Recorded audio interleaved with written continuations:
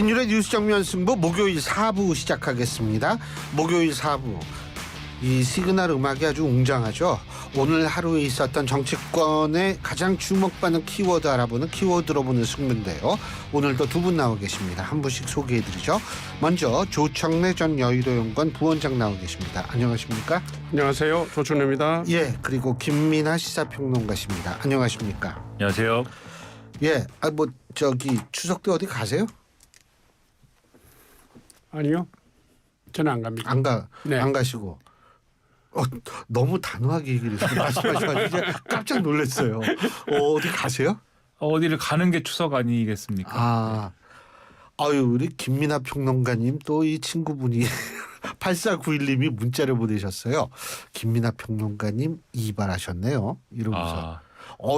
아주 예리하신 이 김민하 평론가님 팬이신 모양이에요. 그러니까 평소 지저분하게 하고 다니다가 한 번씩 이렇게 좀 정리를 하면 알아보시더라고요. 워낙 지저분하게 하고 다니니까.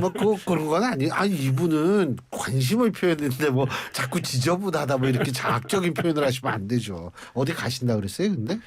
고향에 가야죠. 고향이 어디신데요? 굉장히 이제 수원입니다. 네. 그렇게 먼데 가세요? 와, 그거 힘들겠네. 왔다 갔다 하시기. 산 넘고 물 건너. 네, 수원에 가야죠. 어이구, 야. 사실 옛날 같으면 수원도 굉장히 멀죠. 말 타고 가고 걷고 그렇죠. 이러면. 예. 심지어 가다가 그래서 중간에 떡을 먹는 데가 있어요. 병점이라고. 거기가 병점. 병점이 그거예요? 그렇습니다. 몰랐네. 자, 어쨌든 여러분 이제 추석을 앞두고 두 분하고 얘기를 나눌 텐데 오늘 첫 번째 키워드부터 얘기를 해보겠습니다. 첫 번째 키워드입니다. 여야 의정 협의체 출범 물음표입니다. 물음표예요, 이게. 어떻게 보십니까? 이게 이제 추석이 코앞인데 답답하죠. 근데 이제 이게 여야 의정인데 의료계 대표가 안 들어오면 당연히 야당이 안 들어오겠죠. 그런데 이게 저도 놀랐는데 의료계가 이렇게 사분오열되어 있는지 몰랐거든요. 사분오열이 아니라 평소에 단체가 많았던 거죠. 예. 병원 입장 다르고 의사들 입장 다르고 의사협회 다르고 의대 교수들 입장 다르고 전공의 입장 다르고 의대생들 입장 다르고요. 도대체 이런 가운데서 의료계가 지금까지 어떻게 그 정책 지향을 가지고 목소리를 내놨는지 저도 의아하고 궁금할 지경인데요. 지금 보니까 전공의 협회하고 의대생들 협의회는 아예 입장을 안 내놓고 있어요. 그러면서 내분이 일어나서 의사협회 회장하고는 한 테이블에 못 앉겠다 이러고 있으니까 이게 대략 난감합니다. 난감한데 국민들의 안전과 생명을 생각한다면 지금 병원 쪽 관계자들이라든가 상급병원 협의회 이런 데서는 참여할 의향이 있다고 하니까 일단 참여할 의향이 있는 분들이 계시다면 그분들을 해서 협의체 자체를 출범시키는 게 급선무인 것 같아요. 그래서 일단 대화가 시작이 돼야 뭘 고치든지 개정을 하든지 수정을 하든지 할 거 아닙니까? 근데 지금까지 의료계는 정원 규모에 대한 입장도 없고 무조건 2025학년도 의대 모집을 취소해라, 정원을 취소해라 이것만 나오고 있는데요. 이건 좀 국민에 대한 얘기가 아닌 것 같긴 합니다. 뭔가 입장이 있고 대안이 있는 상황에서 싸우든지 말든지 해야지 이건 아니잖아요. 국민 대부분이 얼마나 불안한데요, 지금. 의대 정원을 늘려야 되는데 뜻을 같이 하고 있고 야당도 의대 정원을 정원해야 된다는 입장을 갖고 있지 않습니까? 그런데 의사들만 유독 한 명도 안 된다 이러면 되겠습니까? 그건 아니죠. 답답합니다. 어떻게 보세요? 협의체를 구성하기로 이제 의견을 모았기 때문에 구성을 하는 것이 어떤 방식으로든 좋다고 생각하고 다만 이제 말씀하신 것처럼 이제 의사 집단의 대표성 문제 이런 것들이 있는 상황에서 근데 이런 생각을 합니다. 다른 데가 다 안 오더라도 전공의 단체나 거기도 물론 말씀하신 대로 내부 사정이 복잡하긴 한데 복잡하더라고요. 거기도. 그렇죠. 그런 상황이 있긴 한데 어쨌든 그들이 뭔가 설득될 수 있는 그런 어떤 단위라든지 사람이 들어오는 것이 중요한데 근데 그분들이 없이는 이 협의체에서 뭘 논의해도 사실은 전공의들이 어쨌든 일부라도 돌아오는 게 지금은 정말 필요한 상황 아니겠습니까? 다 오진 않더라도. 근데 전공의들이 돌아오지 않는다라고 하면 어떤 논의를 하든 간에 그게 지금 실효성이 있겠는가 이런 의문이 있어서 그 부분이 실효성이 담보되지 않으면 이게 또 공전할 수 있다 논의가 그런 우려가 있고요. 그리고 이제 지금 이제 이 논의에 참여하겠다고 하는 이제 단체 내지는 이제 뭐 인사들의 경우도 말씀하신 대로 이제 의대 일부 교수님들 단체라든가 그다음에 이제 병원 쪽 단체라든가 이런 분들이 있는 것으로 보도가 되고 있는데 이해관계로 보면은 이분들은 또 이 방금 말씀드린 전공의들이라든가 이런 분들하고는 지금 신뢰가 완전히 깨져 있거나 아니면 이해관계가 완전히 충돌하거나 뭐 이런 사정이 있는 거거든요. 그래서 또 이분들을 끼고 이게 이분들만 참여한 상태에서 출범을 시켰다가는 오히려 또 그나마도 뭐 가능성이 낮지만 전공의들이 더 이제 참여하기가 어려운 조건이 될 수도 있는 거여서 이 부분도 조심스러운 부분이 있고 참 난제 중에 난제인 상황이다. 이렇게 이런 점에서 좀 안타깝다고 생각이 들고 이게 다 지난 얘기긴 합니다만 그래서 더더욱 아쉬운 거예요. 사실은 총선 전에 이 2,000명 문제가 사실은 풀렸어야 되는 것인데 그때 보면은 저도 이제 그 당시에 기억이 나는 게 조선일보라든가 이런 보수 언론에서도 이 2,000명이 굉장히 과도하다 이것은 라는 의사들의 주장에 대해서 증언하는 것에 대해서는 어쨌든 인정한다고 하면은 몇 명 선이 그러면 적합하겠는가에 대해서 의사들 중에서도 증언은 불가피하다라는 쪽에 얘기를 모아가지고 적정선이 얼마인지에 대해서는 뭐 제한도 하고 그런 적도 있어요. 물론 숫자는 뭐 여러 가지가 있습니다만 그때 이제 좀 그런 의견들을 모아서 조정했으면 좋았을 텐데 지금 이미 여기까지 와버린 상황에서는 풀기 어려운 난제처럼 돼버려가지고 이게 참 쉽지 않겠다. 국민들만 지금 이 병원 못 가는 이런 어려움을 지금 얘기해야 되는 그런 상황이 돼버린 것이 아니냐 안타깝습니다.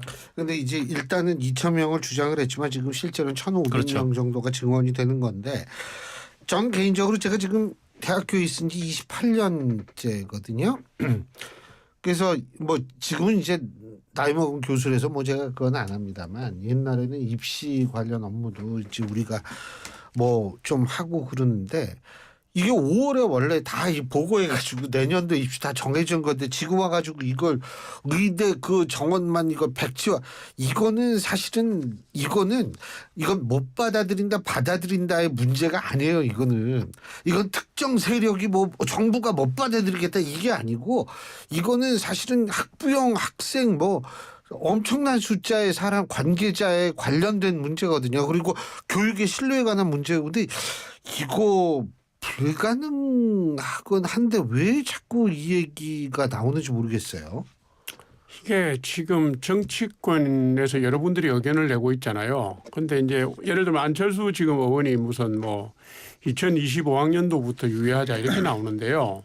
그분이 의사 출신인 거는 의사인 거는 제가 알겠는데 이게 문제를 풀자는 건지 더 꼬우자는 건지요. 이거는 뭐냐면 2025학년도 의대 정원 문제를 유예하자라는 것은 개혁을 포기하라는 말의 다른 말입니다. 그죠?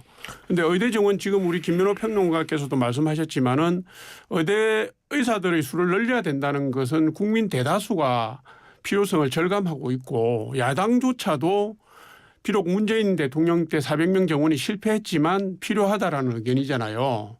그런데 여당의 집권당의 의원이라는 사람이 그 개혁을 포기하라는 식으로 얘기를 하는 걸 보고 굉장히 실망했거든요. 이게 지금 정치인들이 말을 보태는 게 사태 해결에 전혀 도움이 안 됩니다. 오히려 상황을 악화시키고 있거든요. 오히려 의료계의 복잡다단한 상황을 감안하더라도 협의체에 참여해달라고 촉구하고 호소하는 게 맞잖아요. 그 대화를 통해서 뭐 유예를 하든지 숫자를 조금 늘리든지 더 늘리든지 대화를 통해서 해야 되는데 대화가 그 여야 의정협의체가 발족도 하기 전에 의원들이 말이죠. 무슨 유예라 뭐 이런 거는 누굴 위한 건지 저는 모르겠습니다. 그리고 대통령을 향해서도 결단하라. 물론 그럴 수 있습니다. 그죠? 그런데 결단하라는 말은 간단하죠. 그럼 그분들의 대안은 뭡니까? 그래서 제가 볼 때는 지금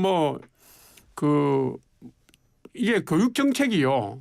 그 수시 모집이 시작됐는데 만약에 그게 혼란이 온다면 국가 행정이 마비되는 겁니다. 이거는 나라를 이끌고 가는 운영하는 걸 포기하라는 얘기하고 똑같은 얘기거든요. 이 나라가 도대체 원칙도 없고 이게 무슨 지켜야 될 검도도 없고요. 뭐가 기준인지도 모르는 이런 지경까지 온 게 굉장히 한심하고 안타깝고 그렇습니다. 그래서 제가 볼 때 2025학년도 지금 정원 문제는 어떻게 할 수가 없는 거고요. 그다음 문제는 대화처에 나와서 얘기를 하라는 겁니다. 국민들이 다 지켜보는 가운데서 공개 토론을 하든지 뭐 해서 국민들이 저 얘기가 옳다라는 뭐가 있을 거 아닙니까? 사회적 합의가 만들어져야 된다. 이 얘기를 제가 하고 싶습니다. 근데 이게 예. 말씀하신 것처럼 지금 그런 상황인데 이제 어떻게 해결하느냐의 문제에 있어서는 여러 이제 또 백가쟁명 갑론도박 할 수밖에 없는 현실 아닙니까? 또 현실이 그런 것은 또 사실이지 않습니까? 그러니까 사실 이대로 가면 그냥 이렇게 가면 뭐 앞으로 뻔한 거거든요. 전공의들은 돌아오지 않는 겁니다. 그냥 돌아오지 않고 각자 뭐 알아서 살면 되는 것이고 그분들은 아직 젊지 않습니까? 그분들은 젊으니까 알아서 살면 되는 것이고 내년에 이제 의대의 실질적인 교육이 뭐 어떻게 될지 뭐 이게 가능할지 이거는 뭐 장담할 수도 없는 상태로 막 굴러가는 것이고 이게 주먹국으로 되는 것인지 어떻게 될지 장담할 수 없는 것이고 또 전공의들이 없기 때문에 전문의는 배출이 안 되는 거고 내년에 당장 그런 상황에서 지금의 이제 소위 말하는 일부 언론에서 얘기하는 의료 대란이라고 하는 이런 어떤 여러 가지 어려움들은 내년에도 쭉 지속이 되는 거예요 앞으로. 그러니까 이런 상황을 그냥 정치권이 그냥 보고만 있을 수는 또 없는 거 아닙니까? 그렇다고 하면은 여기서 여러 가지 이제 수를 내고 뭐 이런 노력들은 사실 필요한 거죠. 그런 차원에서 보면은 저는 현실적으로 2025학년도에 지금 뭐 말씀하신 대로 수시 입학이 시작되고 한 그런 상황에서 이거를 딱 이제는 뭐 완전히 뭐 예를 들면 2025학년도 다시 원점에서 검토하겠습니다. 할 수는 없는 겁니다. 당연히 할 수는 없는 건데 지금 한동훈 대표도 그렇고 일단 테이블에 와서 앉자라는 취지에서 그것까지 와서 얘기하자까지는 얘기할 수 있는 거 아니겠습니까? 저는 그 정도 얘기는 할 수 있는 거 아니냐. 그걸 와가지고 얘기를 해서 결론 짓지는 못하더라도 거기까지는 뭐 얘기를 꺼낼 수 있는 거 아니냐라는 생각이 들고 그다음에 대통령의 이제 어떤 태도의 어떤 변화나 이런 걸 촉구하는 것도 이게 꼭 어떤 논리적으로 2025학년도를 원점부터 얘기하지 않으면 의사들은 안 올 테이블에 끼지 않을 거야라고 하는 논리를 깰 수 없다고 하면은 어떤 태도의 변화를 통해서라도 뭔가의 변화를 이끌어낼 필요는 또 있는 거잖아요. 그게 또 정치 아닙니까? 그러면 대통령이 예를 들면 사과를 또 하신다든지 어떤 부분에 있어서 아니면 최근에 꼭 이 의료개혁과 관련돼서 뭐 의대 정원을 늘린 문제만 가지고 하는 말씀이 아니라 예를 들면 보건복지부 차관 같은 경우에는 다른 측면에 있어서 실언도 하고 뭐 이런 부분도 있는 거잖아요. 그러면 이런 부분에 있어서의 인사 조치를 한다든가 이런 것도 고려는 할 수 있어야 되는데 이런 것에 대해서 지금 정부와 사실 용사는 이것은 의료개혁에 있어서 우리가 한 발짝 후퇴하는 것이다라는 취지의 얘기로 굉장히 강경하거든요. 이런 거는 제가 볼 때는 국민 입장에서 볼 때는 상당히 너무 이제 좀 뭐랄까 경직돼 있는 그런 태도이고 문제를 해결할 수 있는 그런 태도는 아니지 않느냐 이런 느낌을 주기에 상당히 이제 충분한 것이 아니냐 이런 우려가 된다는 겁니다. 제가 학교에 있는 입장에서 의대 정원을 원점에서 재검토한다는 거 의대에만 국한되는 게 아니에요. 이건 계속 체인 리액션으로 계속 이 수험생 전반에 영향을 미치는 거거든요. 이거 그 생각을 해야죠. 자, 두 번째 키워드 가보겠습니다. 두 번째 키워드입니다. 계엄 대비법의 외계인 대비법. 외계인 대비법도 필요는 하죠. 왜냐하면 지금 UFO 얘기도 나오고 뭐 이러니까 혹시 모르니까 필요는 하죠. 자, 어떻게 보십니까? 계엄 대비법 계엄 얘기 계속하니까 이쪽에서 이제 외계인 대비법 얘기 나오는데 어떻게 보십니까? 요새 무슨 뭐 입만 열면 탄핵이고요. 탄핵 청문회 국회 2번 하는 동안 실효성도 없이 난장판이 벌어지고 이제는 뭐 탄핵 준비위원회 뭐 야당 협의로 만들고 그다음에 계엄법을 개정해서 계엄을 해제할 수 있는 요건을 강화하자 뭐 법률안으로 뭐 이런 의견이 나오고 이게 사실은 굉장히 저는요 자괴감을 느낍니다. 이게 한국 현대사가 한 40년쯤 후퇴한 것 같아요. 한국이 지금 대한민국의 국격이나 수준이 계엄을 걱정을 해서 계엄령이 발효되고 해제할 그 헌법상 해제할 요건을 해제하기 위해서 국회의원 수십 명을 구금하고 뭐 할 수 있다. 그러니까 이거 막아야 된다. 이게 지금 야당 의원들의 수준입니까? 아니면 그분들이 보시기에는 대한민국 국민이 우스운 겁니까? 이건 뭐 평론을 하기도 참 부끄러운 얘기예요. 뭘 근거로 해서 계엄 얘기를 하는 건지 박근혜 대통령 탄핵 때 말이죠. 개헌 문건 나왔다 그래가지고 온 나라를 뒤집고 당시에 사령관 한 분은 그 자괴감으로 유명을 달리하시고 그러고 나온 결론이 뭡니까? 근거 없는 거 아닙니까? 왜 자꾸 이렇게 민주당은 괴담 정치를 하고요. 그리고 김민석 최고 같은 분이 지금까지 무슨 똑 부러지는 무슨 근거나 증거나 뭐 소재를 내놓고 있지 못하잖아요. 체급 올리게 하는 겁니까? 지금 정치인들이. 아니면 이재명 대표 지금 위정교사죄하고 공직선거법 위반이 지금 10월 말부터 11월 말 사이에 있으니까 방탄자락 깔게 하는 겁니까? 이게 누구를 위한 정치를 하는지 제가 되묻지 않을 수 없다. 이 말씀 드립니다. 우리 세대는 계엄을 경험을 했어요. 근데 그 젊은 세대들은 계엄을 잘 모르거든요. 어떻게 보십니까? 계엄을 이제 개념으로만 저는 젊으니까 두 분에 맞아요. 비해서 상당히 젊기 때문에 계엄은 개념으로만 알고 또는 이제 이 사이버 세상에서만 경험했고 이런데 그래서 이제 뭐 직접 경험하지는 않았습니다. 그리고 그런 측면이 있는데 민주당이 이제 왜 이 문제를 계엄론으로 푸는지는 잘 모르겠어요. 그 전에 이제 처음에 얘기가 나왔을 때는 뭔가 이제 근거가 있거나 유력한 제보를 받았 그런 게 있는가 하는 이제 생각도 했는데 지금까지 어쨌든 어떤 내용의 제보를 받았는지에 대해서 또는 근거를 갖고 있는지에 대해서는 제시를 못 하고 있지 않습니까?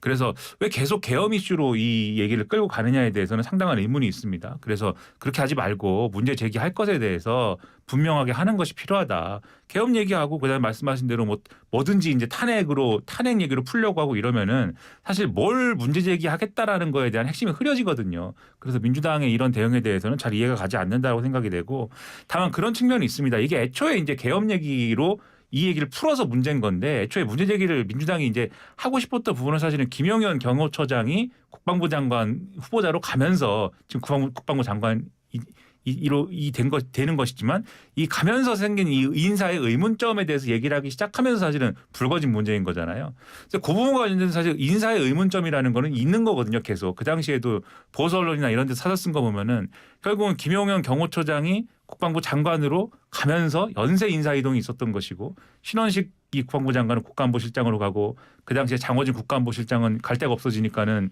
이제 외교안보 특보로 가서 사무실이 없으니까 사무실도 하나 만들어주고 뭐 한국의 헨리 키신저라고 하고 뭐 이게 이상하다. 당시 보수 언론들도 이게 좀 억지 인사다. 왜 이렇게 됐는지에 대해서 설명을 해달라. 이런 사설도 쓰고 그랬거든요. 그런 점에 대해서 문제 제기할 필요가 있다고 보고 저는 아직도 그거에 대해서 윤석열 대통령도 그렇고 뭐 용산도 그렇고 여당도 그렇고 별로 이렇게 그냥 그런 인사도 있을 수 있어. 이런 태도인 거는 계엄하고 그러니까요. 이어진다는 건 그게 그런 건데 그래서 이 부분에 대해서 설명이 필요하다는 건 계속 말씀드리는데 그거를 계엄 얘기를 갖고 뭔가 문제 제기를 하려고 하니까 애초에 뭘 문제 제기를 하려는지가 지금 없어졌지 않습니까? 그래서 문제 제기를 하려는 거에 대해서 제대로 하는 게 그래서 필요하다는 말씀을 드리려고 하는 거죠. 알겠습니다. 근데 아까 조청래 부원장님께서 그 대통령 탄핵 준비 뭐 이런 그거 이거 좀 이게 왜 이러는 거라고 보십니까? 자, 40초씩 드리겠습니다. 40초. 왜 이러는 게 아니라 이게 탄핵은 사실 방탄 목적의 논리적 이유로 악용된 경우잖아요. 준비위원회를 보면 12명이다 13명이다 그러는데 진보당, 민주당, 조국혁신당, 무슨 사회민주당 이렇게 들어가 있던데 12명, 13명이 200명을 모으기 위해서 구심점 역할을 해서 판을 펴겠다 이 얘기를 한 겁니다. 이 정도면 이거는 정치하려는 사람들이 뭘 가지고 왜 정치를 하려고 하는지 모르겠어요. 대통령 탄핵시키려고 정치합니까? 그리고 중대한 내후 외환의 우려 뭐를 자초한 것도 아니고 그런 범죄 행위를 한 것도 아닌데 판을 깔아놓고 있지도 않은 상황을 만들어가면서 설정을 해서 갑니까? 이 정치인이 할 일이 아니죠. 예, 40초.